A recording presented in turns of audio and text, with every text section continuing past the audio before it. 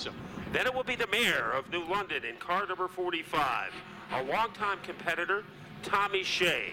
Next door to him in car number 64 is a driver from Moosup, Michael Malburn. 15th starting spot goes to the number 10. That's Hank Stott out of Medway, Mass. And Nicholas Anderson starts next in the 00, hailing from Oxford, Massachusetts. Driving the 75 car from Danielson, Randall Waterman. And stationed next to him in car number 11, the man behind the wheel is a veteran, Jack Aquilina. And the 19th starting spot goes to the Swaggin' Wagon, the number 55 of Sean Monahan from Waterford. And we are ready to turn them loose. They almost come together at the start, Fanning and Sundin. Sundin able to survive, but it is Fanning who will have a temporary lead, and Sundin fights back. Yeah, just like they're hooked together there out of turn 2. Sundin with just a little bit of an advantage down on the bottom, but again, they'll race side by side into turn 3. Ryan Waterman moving into third, trying to make something happen as they rabble-rouse their way off the corner on the outside. Fanning getting some fight, trying to take the lead away from Scott Sundin. Yeah, he is trying it hard on the outside. Sundin, however, with a little bit of a burst out of turn 2, will stick the nose back out front. Meanwhile, right behind them, Waterman trying to decide, go high, go low. Who's he going to follow as this battle continues side by side? As Waterman, not a very patient driver. Around goes Sundin. Sundin swirls his way into the fourth corner, comes up being pointed in the right direction, and he continues, but he took a magical mystery tour like he was on a tilt-a-whirl. Now trying to blast into the lead is Ryan Waterman. Yeah, Waterman stayed to the bottom on that one and avoided contact with Sundin when he went around, and takes advantage of that groove because he drives right down underneath to now take the lead, and he'll lead that lap in the 24. But what a great recovery by Brent Gleason. That car started rocking like a hobby horse, and he was able to reel it back in. Now goes sideways again between turns 1 and 2. Yeah, hard time keeping the handle on that 0-1. The 19 approaches him now in that race right up there towards the front. They are battling for the 4th spot. Sean Monahan in trouble. He had to start at the rear of the field. At the front of the field, Jesse Gleason moving into second place. Ryan Waterman has the lead, and now here comes Corey Fanning. He is looking to machete his way underneath the 81 car. Fanning trying to get back up to the front, right on the back bumper of the 81, but can't quite make the pass. This time, pulls right back up on the bottom, right on the back bumper. The 81 protects the bottom. 47 has nowhere to run. Ryan Waterman leading by the length of the George Washington Bridge. Pretty healthy lead, unusual in the limited sportsman division. Now Kyle Garrow pestering the back bumper of the Brent Gleason car. So Garrow, the straight arrow, trying to go down low, but taking up all the real estate is Brent Gleason.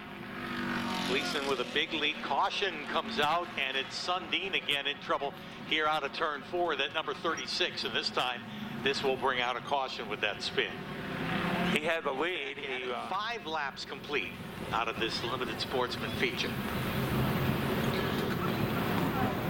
And Ryan Waterman, usually pretty good on restarts. He just drives hard from lap 1 to lap 20. There is never any change in his strategy, so he has elected to go to the outside groove, and we'll see if that pays off for him. Then Corey Fanning, Kid Chaos. I don't know if that nickname is still appropriate, as he has got a lot more mature over the past few seasons, but he is running third as we get ready to turn him loose. Green flag is in the air, and here comes that drag race across the line, side by side, going down into turn 1, but the advantage is on the outside for Ryan Waterman. He gets the jump and will lead them out of turn 2. And Gleason in trouble a little deeper in the field, as that is Kyle Garrow in the 19 car, and he skids into the wall in the middle of the infield. You probably can't see it from your perch in the bleachers, but there is a wall about right where Garrow is, and he ran into it. Garrow, what, was a top 5 car? Be ready to resume. That's 15 laps remaining. And one thing about the sportsman you know you are always going to see sparks. Larry Barnett trying to make his way from 11th place. Larry Barnett, the all-time win leader in the Sportsman division. So he is on the inside of row number 5, and we'll see if he can make some progress. So the moment of truth has arrived for Ryan Waterman, going to the outside of Jesse Gleason, and we'll see if that strategy will be profitable for Ryan Waterman, a man who goes 100%, 200% of the time. And it is Waterman getting the jump over Jesse Gleason. Yeah, down into turn 1, he'll lead him by a length. Gleason will slide up the racetrack and just about make contact with Corey Fanning, as Fanning was right there on the left rear quarter panel going through the first and second turn. But he's able to get away, and once again, that lead starts to open up for the 24 of Ryan Waterman. Boy, it didn't take long for Ryan Waterman to start dominating again.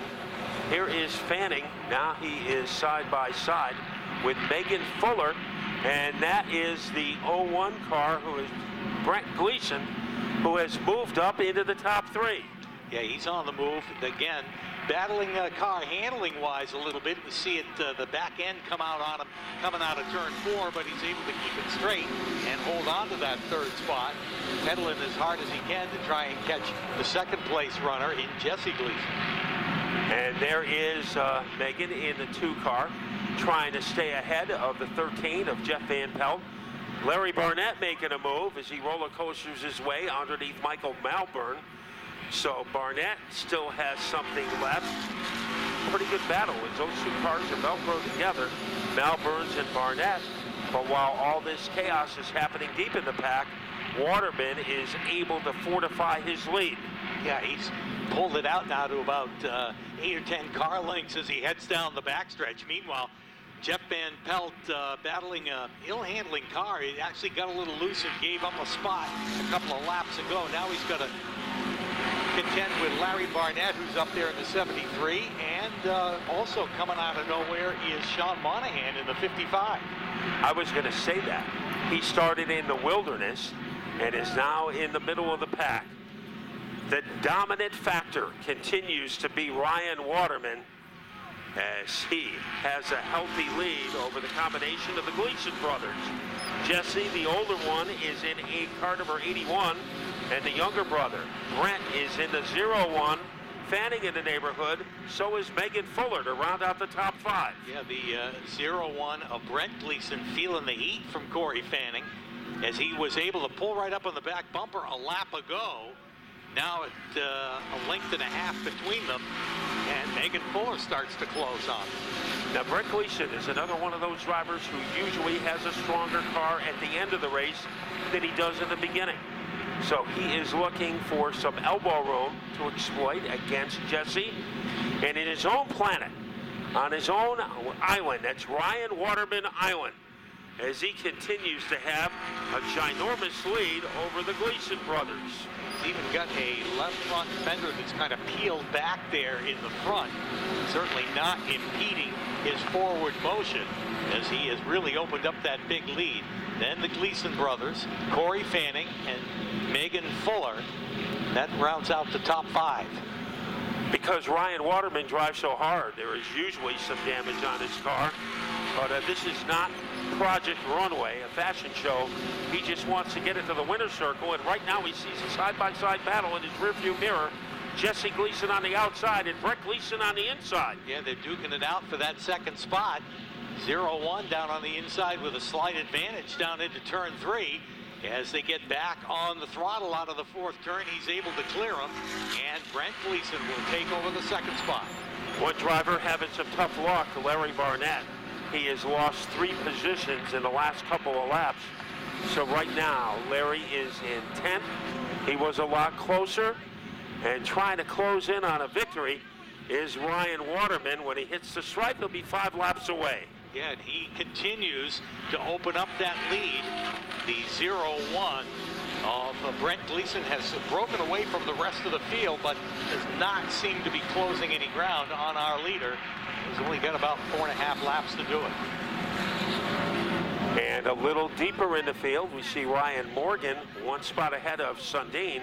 So Sundin, who had some difficulties at the start of the race, he has been pretty smooth in the second half and has climbed all the way up to the top 8. Around goes the 00, and that is Nick Anderson.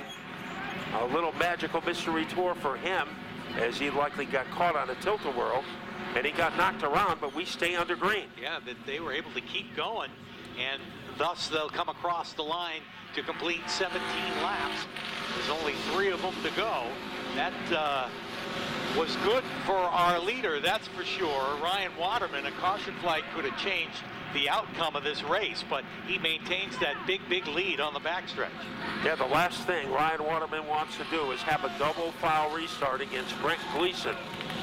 So we have all kinds of commotion in turn number 1, but at the front of the field, it is nothing but blue skies for Ryan Waterman. For sure, as he is able to pedal it out of turn 2 and down the backstretch. Try as he might, Brent Gleason in the 0-1 just hasn't been able to close. He's put a great distance between himself and Corey Fanning to be in a very comfortable second spot, but he just can't close on the leader, as the leader will go under the white flag this time and 1 more lap to go. Could this be a coronation lap for Ryan Waterman? Brent Gleason is trying. He is chasing him down, but he will be running out of laps. Fanning in 3rd, Jesse Gleason 4th, Megan Fuller 5th, Jeff Van Horn is 6th. But in the spotlight, here comes Ryan Waterman, as he is able to freight train his way off the 4th corner. Yeah, he even hangs it out a little bit out of turn 4. It's sort of a victory wiggle to take the win in the number 24. The 0-1 will settle for 2nd, Brent Gleason. 3rd will go to Corey Fanning in the 47, and the 81 of Jesse Gleason will round out the top 4. Then in 5th, it was Waterman's got his program together. in 5th, Jess Van Pelt, Sean Monahan 6th.